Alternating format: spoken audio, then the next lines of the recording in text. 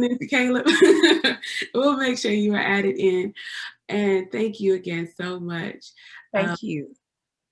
Now I'll bring up Mama Bug to go ahead and introduce our next presenter. Thank you. Thank you all. Hey, Glenis. It is my honor and my pleasure to introduce you all to one of my daughters. This is Glenis Liz-Decuir. She is a certified lactation consultant and a Rose community transformer, and she lives here in the state of Georgia. She's been helping families with breastfeeding for over 7 years. She is extremely passionate and loving and caring and a wonderful expert at what it is that she does. Her specialty is working with families that are inducing lactation. You all are going to be amazed by this presentation. I'm told to stay on script or they're going to cut me off. She is a proud wife and mother of 3 children.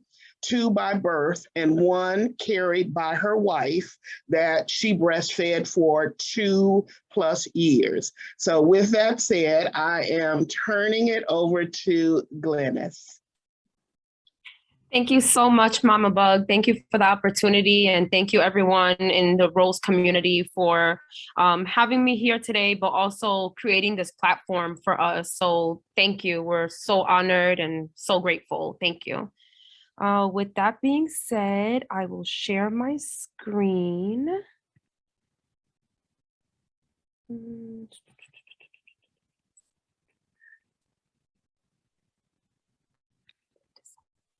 go on presenter. Can you guys see my screen? Yes. Awesome. Awesome. So thank you again. The topic today, as Mama Bug said, is Breastfeeding Pride, and it's promoting education to enhance the quality of lactation care in the LGBTQ community. And again, my name is Glenis Liz-Decuir. Thank you so much for everyone being here. I'm honored. Okay. Here. Okay. Well, Mama Bug said my bio, but again, I'm Glenis. I'm a certified lactation consultant. I've been helping families breastfeed for over 7 years. My niche is helping families that are inducing lactation, not only in the LGBTQ community, but I do also want to point out that families that are having babies through a surrogate or having a baby through adoption can also benefit from knowing this information as well. So thank you for that.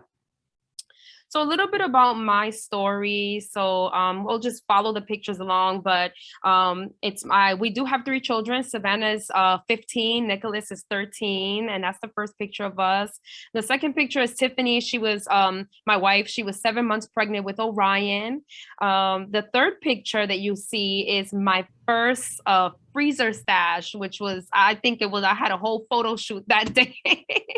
I was so proud of myself. It was a lot of work, but I was so proud of myself. And that's what you see there. And then I was literally pumping for Orion throughout labor and delivery. So as you guys know, labor can be pretty intense sometimes, a lot of hours. So I did have to bring my breast pump with me. And that's the picture that you see there. And Tiffany, because she was the birth mom, we did discuss together what would be best for Tiffany and the baby, was for her to do the first hour of the latch on with skin to skin contact. And then I was able to do the second hour of latching on and having skin to skin contact with Orion. And then the last picture you see is Orion. He was a little bit over a year old in this picture. He is 2.5 now, and he is a toddler in every sense of the word. Okay, so throughout this presentation, I do want us to kind of use the chat a little bit. And I did put some questions just to kind of pick your brain a little bit, try to keep you guys engaged, and just some fun questions. Some will be fun, some will just be to pick your brain. So the first question that I have here is, and if we can use the chat box, that'll be great. How many ounces of breast milk do you think I was able to store by the time Orion was born? So I'll give you guys kind of like a second to see if I see a few coming in. And I'll give you guys a hint. It was over 500 ounces. So I see 60 ounces. I see 650. I see 4,000, 525. Wow. Okay. So to answer the question, I had over 800 ounces of breast milk stored in the freezer by the time Orion was born. I will say though, this is my personal experience, and that everyone that does go through the process of induced lactation, they may have different outcomes. So I just wanted to keep that in mind. So it was over 800 ounces for me. So some learning objectives that will be covered in this presentation is, by the end of the presentation, we'll be able to define LGBTQ and to learn some issues relating to the LGBTQ community in regards to breastfeeding. We'll be able to describe the physiological and hormonal requirements for lactation without birthing. We'll be able to learn methods to help baby feed when a full supply is not established, and also how to apply your knowledge when working with LGBTQ couples. So what does LGBTQ stand for? So I got the exact term from the glad.org website, and all these links, I did hyperlink all these links, so you guys will be able to later on go ahead and click on these resources and these hyperlinks built in within the presentation. So LGBTQ stands for lesbian, gay, bisexual, transgender, and the Q is queer or questioning. The term LGBTQ, I will say that is still very much evolving, and it's not all encompassing. So things that we go through today may change, next year or 2 years from now. And it's very much evolving, and it's happening very quickly, even before my eyes. I mean, I'm 36, and when I came out as a teenager, it's very different, me coming out then and what was involved then, and how things have changed even in the short time of me, becoming 36 years old. So it is ever changing. So, but like anything, we never stop learning and growing. So it'll just be continuing education.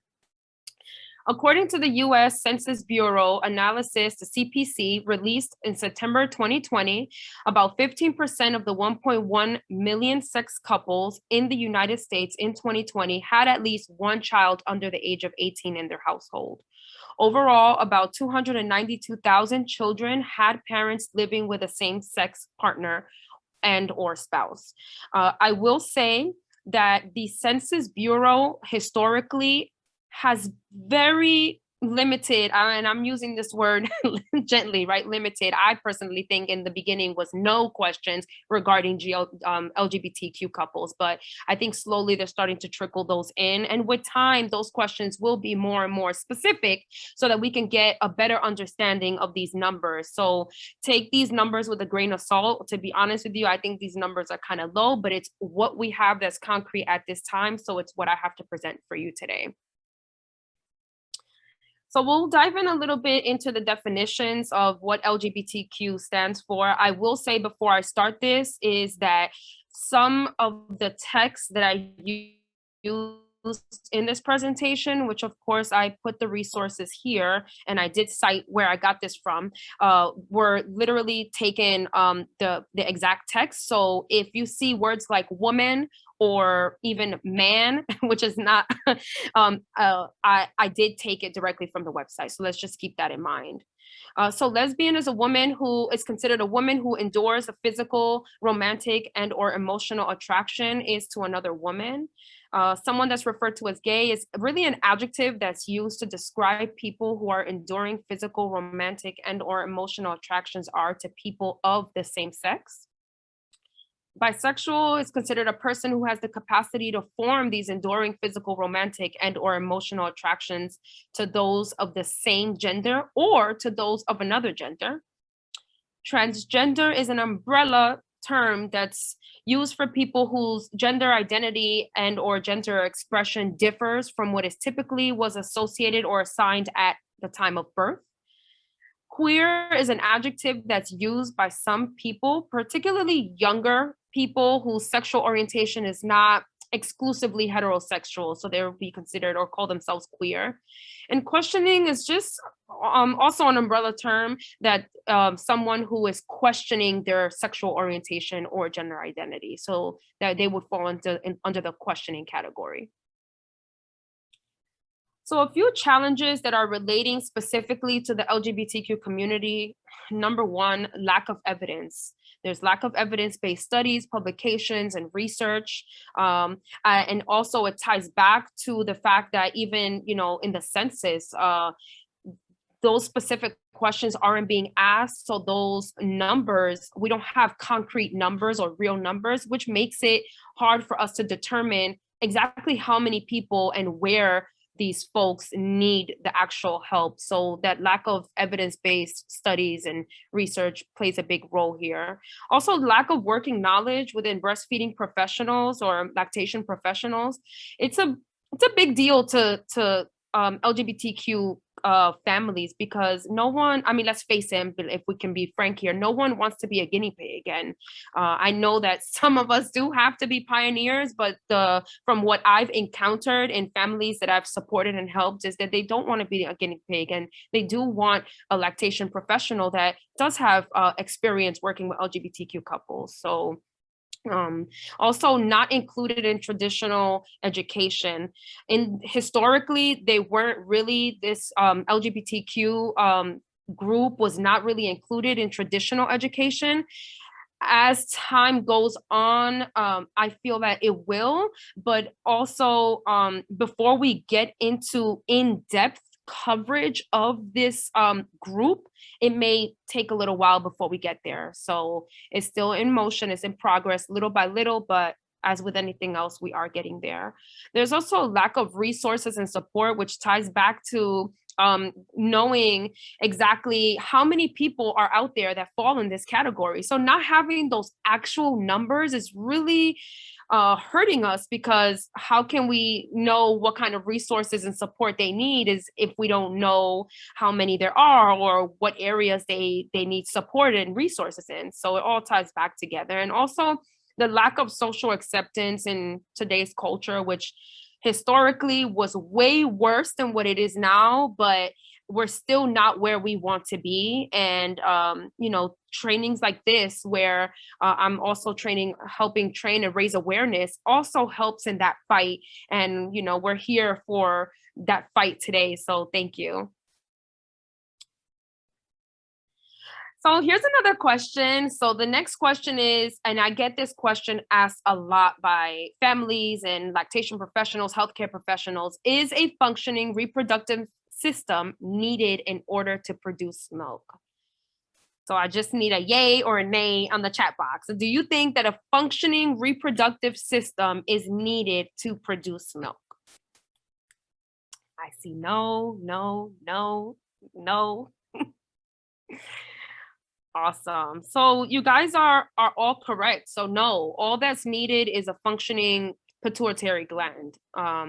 A functioning reproductive system is not needed, which essentially, theoretically, a person who has undergone a removal of their ovaries and reproductive organs can theoretically also go through the process of inducing lactation. So here it is. I put a big X on the female reproductive system because you don't need one, honestly. And all that's needed is a functioning pituitary gland, which we already know is oxytocin and prolactin, of course, with the stimulation of the suckling at the breast that creates this chain reaction. And that's how we produce milk.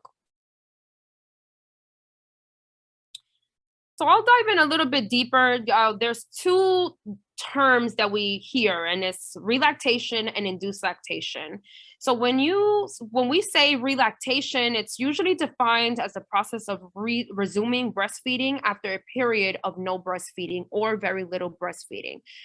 And induced lactation will be used or is defined as breastfeeding when the person that's inducing lactation has never been pregnant.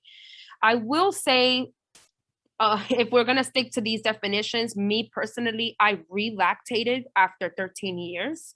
I also will say that from my experience in these families that I worked with, these definitions, these terms are where the community is very sensitive in which one we decide to use. So let's keep that in mind, relactation versus induced lactation and when to use those terms.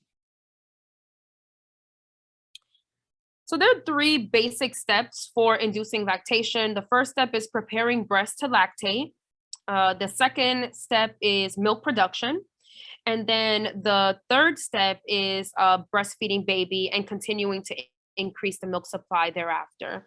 I mentioned this earlier, but I put it here in a box because it's very important. This particular topic, relactation, induced lactation, other families that can benefit are those that are having a baby through surrogacy or adoption. So I did want to highlight that because it's very important to note.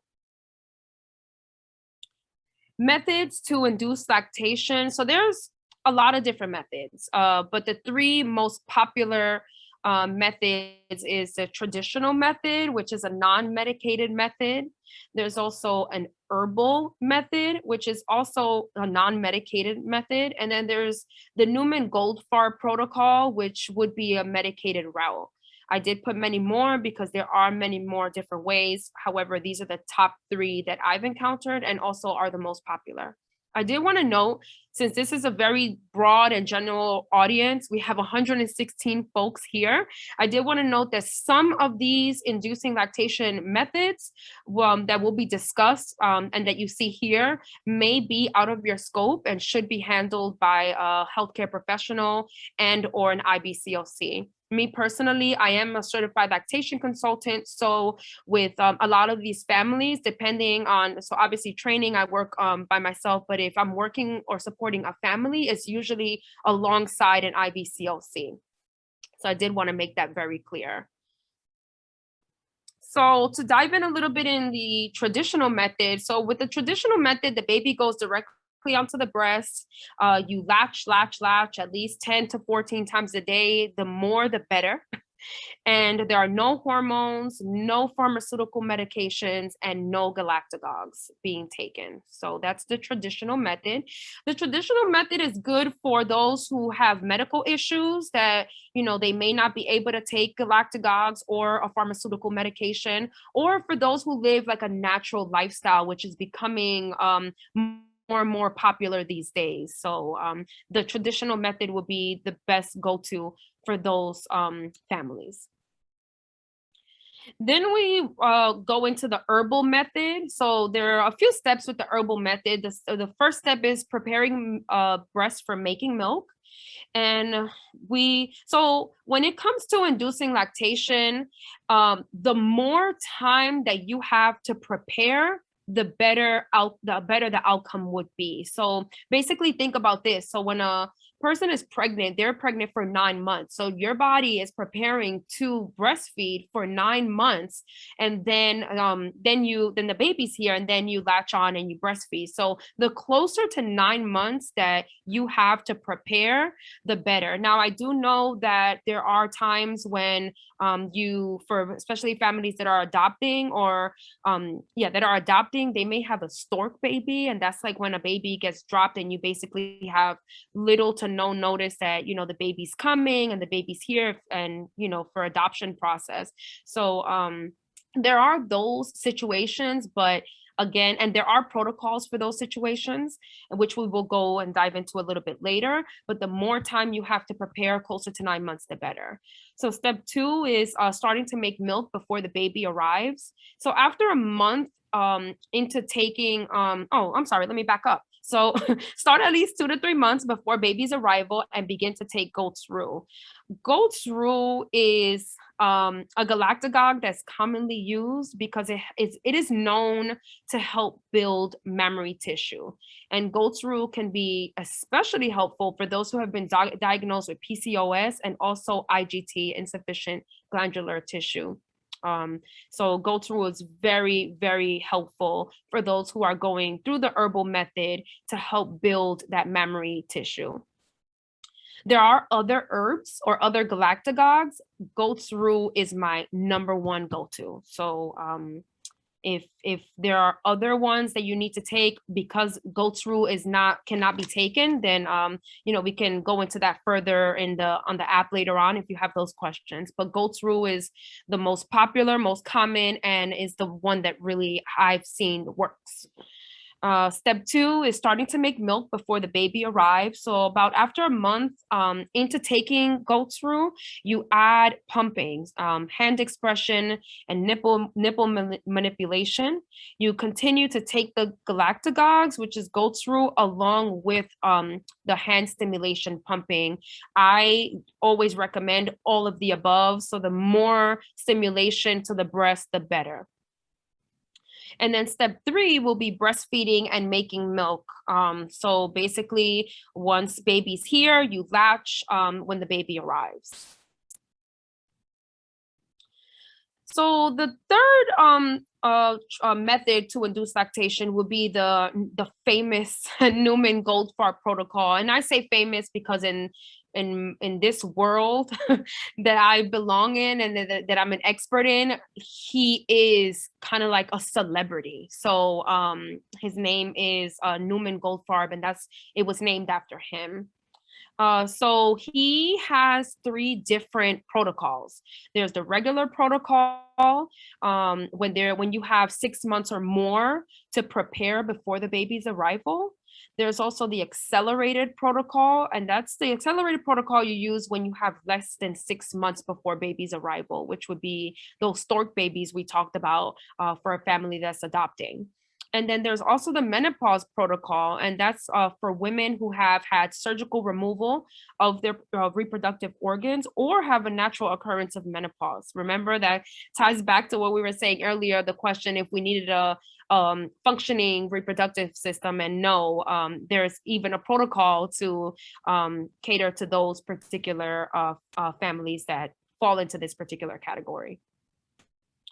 So we'll go into each of the different protocols, but they all basically have an active oral contraceptive. And so because these families or those folks who are going through inducing lactation, they're not actually pregnant, we have to stimulate those hormones through an outside source. And in this case, it's an oral contraceptive, and we're not taking sugar pills. So it's active pills only consecutively. And also prescribed medicine, depending on where you are in the States or international. Reglan is known for here in the US, and then domperidone is known outside of the US. And then basically the combination of the two, the oral contraceptive and Reglan together, that will stimulate pregnancy. So the contraceptive pill is then stopped, and the timing varies with the protocol. So depending if you're going through the accelerated or the regular protocol, that'll determine how long you stay on the oral contraceptives. So you basically stop it. And then that once you stop those oral contraceptives, is basically stimulating a birth, right? So that's what the stopping of the pill tells your body, right? And we're talking about hormonally, right? And then herbs, pumping, and manual stimulation begins. So that's basically the overview of all of the protocols, and we'll go into the after. So question number 3 is the breast milk produced? And I get this question asked all the time by families. So the question is the breast milk that's produced by someone who has induced lactation nutritionally sufficient to sustain a baby? Will the baby need supplementation to gain all necessary nutrients? So if you guys wanna, yes and no. They're coming in. I need a few more. Yes and no, yes and no. Okay, awesome. Thank you for engaging, guys. So the answer is yes. The milk that's produced by a person that's inducing lactation, it is nutritionally sufficient. So I have to back it up with evidence, right? So a pilot study that was first published in 2014 included only 2 mothers, concluded that the milk produced by the women who induced lactation had similar or higher levels of the nutrients compared to milk produced by a woman who birthed a child at 11 months postpartum. So what does that tell us? That tells us that the milk is sufficient. It is nutritionally sufficient, but it does compare to the milk produced by a woman who is about 11 months postpartum. So I will say that a person who's inducing lactation will not produce colostrum. So I want to make that clear, because that's also another question that I get asked a lot. So yeah, so it is, the milk is safe. The milk is healthy enough to sustain a child. And I have a 2.5-year-old crazy toddler to prove that. So questions to ask these families, what are their family breastfeeding goals? I feel that our job as lactation professionals is to meet families where they want to be. So what are their goals? They may want to co-breastfeed, or they may want to chest feed, or they may want to comfort nurse, or and we'll go a little bit deeper into that a little bit into the presentation. Also, who would like to breastfeed? So that's also another good question. And then also, will they be a primary breastfeeder? Also, or will the roles be equal? And then, has either ever breastfed before? And then also, does anyone does either take or has taken any hormonal therapy? So this is great for like to ask in general, but specifically for like the trans community, where they take hormonal supplementation to make those changes. So these are all really, really good questions that need to be asked if you want to formulate an appropriate care plan for that family. Some common clinical issues that I've encountered while working with these families is there'll be more than one care plan that you will have to formulate. So there are 2 people, so each one has its own individual care plan. Establishing and maintaining milk supply, working through emotions. So the person who's carrying the child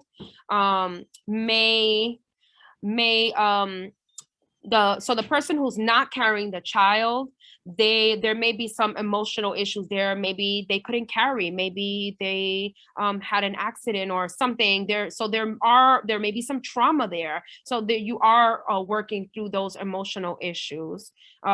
Feeding an infant and also managing supplements. So those are the 2 that you will have to juggle through.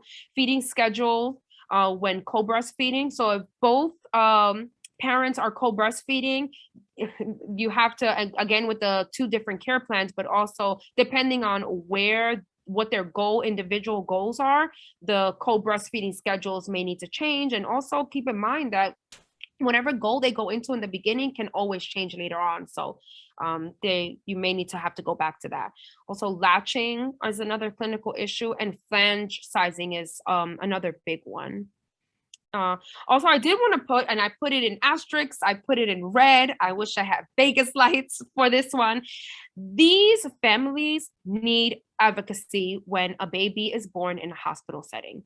And when I say advocacy, no, I'm not saying you have to physically be there, but empowering them with education, the laws around it. I did get a lot of pushback, and in working with other families, got pushback latching the baby. So when the parent that's inducing lactation wanted to do that 2nd-hour latch and comfort feed or chest feed, I did receive personally pushback from the hospital setting, but also with other families. So empowering them with education, the laws in the hospital setting, that will really, really help them for them to advocate for themselves when the baby's being born in a hospital. Obviously, if a baby's having a home birth, if a family's having a home birth, things are a little bit easier. So methods to help baby feed when full supply is not established. There's a SNS system, which is, I put some wonderful pictures here. So SNS is very popular. Then of course, as we know or may know, syringes, droppers, cups, finger feeding, bottles. These are all breastfeeding friendly methods to be able to supplement. Question number 4. So I'm not going to put this one in the chat box, but I want you to think to yourself, from what you've learned so far in this training, where do you feel that you are in regards to your skill knowledge with regards to LGBTQ families? The first step is really looking in the mirror and being honest with ourselves. You know, where am I? Do I know? Am I being inclusive? Is it because I don't have the proper education? And then doing that further continuing education and analyzing yourself in the mirror and really seeing where you are so that you can better know where you are so that you can get those resources or that information that you need to going forward, being able to help these families even better in the future. So applying your knowledge, use proper terminology, pronouns, do use gender neutral pronouns. So like they, do not use she, he, or assume, making assumptions. It's not a big deal if you make an honest mistake. You just, apologize, you ask, and you move on. Being cultural having cultural sensitivity. So in the GLBTQ community, also those cultural sensitivities are also present that we see in other families as well. Never ask who the real mother is. I've been asked that 100 times, and my son is 2.5, and it's the most demeaning, hurtful question that you could ever ask, who the real mother is. Don't use offensive terms like homosexual. You can use gay instead. And some folks in this community may prefer to call it chest feeding and not breastfeeding, depending on how they self-identify. Just ask if you don't know, but don't assume. And then I've added here a few local resources here, not local per se, but LGBTQ resources that are very well known to help you add to your list or start your list of LGBT resources. I put this picture here because this is so important. I feel like this demographic, this group, for a long time did not get represented. For a long time, breastfeeding was pictured a certain way in textbooks and through education. And as you know, breastfeeding can look like so many different ways. You can have a single mom that's only pumping, a trans dad that's chest feeding. You can have a non-binary parent that's chest feeding and supplementing. You can have a working mom that's pumping and breastfeeding. In my case, you can have 2 moms that are co-breastfeeding. So this is a very powerful, and I get goosebumps every time I talk about it and I see this. Keep in mind that breastfeeding may look different, and there may be other ways that haven't even been represented in this particular picture. So just keep that in mind, that breastfeeding can look very different. Really quick, because I only have like 2 seconds. So I did get 2 questions that I personally saw on the app. And the first question is, how can we do things in an inclusive, so Sahira, thank you for bringing up this question. How can we do things in an inclusive manner without inadvertently downplaying the importance of the role of mothers in our efforts to include non-binary and trans people? So the really quick thing that stands that stood out for me is what we're calling it. So we are so quick to say breastfeeding, but in these families, we have to ask. Some may prefer to call it chest feeding, and others may prefer to even call it comfort feeding. So ask before we start using that breastfeeding term.